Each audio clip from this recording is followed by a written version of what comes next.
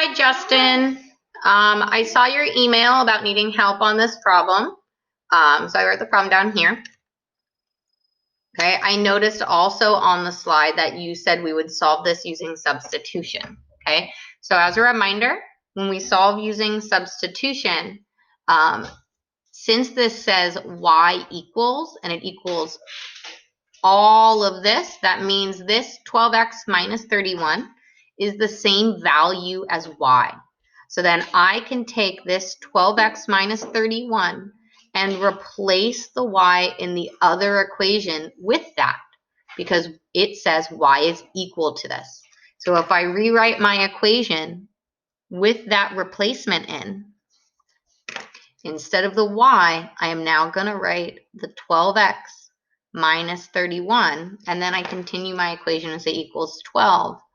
Now it's at a point that I only have x's in this one equation, and now I can solve this equation for x. So to do that, I know you know how to do this part, but I'm going to distribute that 6 through, and I'm going to end up having negative 6x plus 6 times 12x, or 72x, and then 6 times a negative 31, and that's going to be a negative 186, and then that equals 12. Now I have some like terms to combine. So I have a negative 6x plus 72. And so that when I combine those, I get a 66x. I still have that minus 186 equals 12. And I'm going to now solve for x now that I have everything as combined as possible. So I'll add that 186 to both sides of the equation.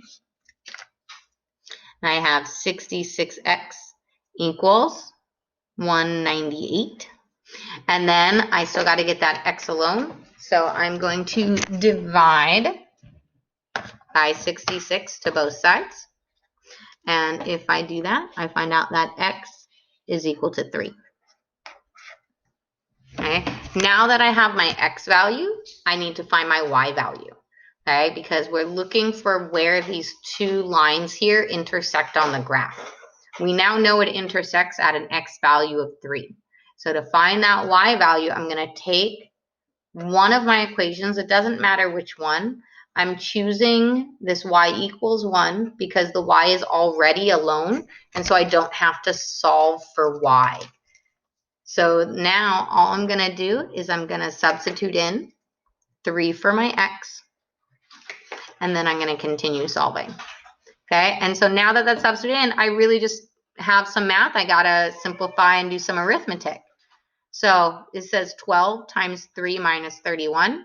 Well, 12 times 3, that's going to be 36 minus 31, which is going to give me a y value of 5.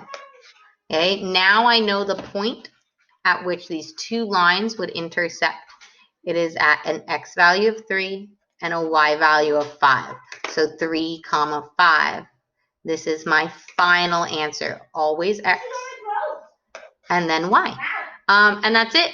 Hope this helps, Justin. Have a great day. Thanks for shooting me an email and asking for help. Bye.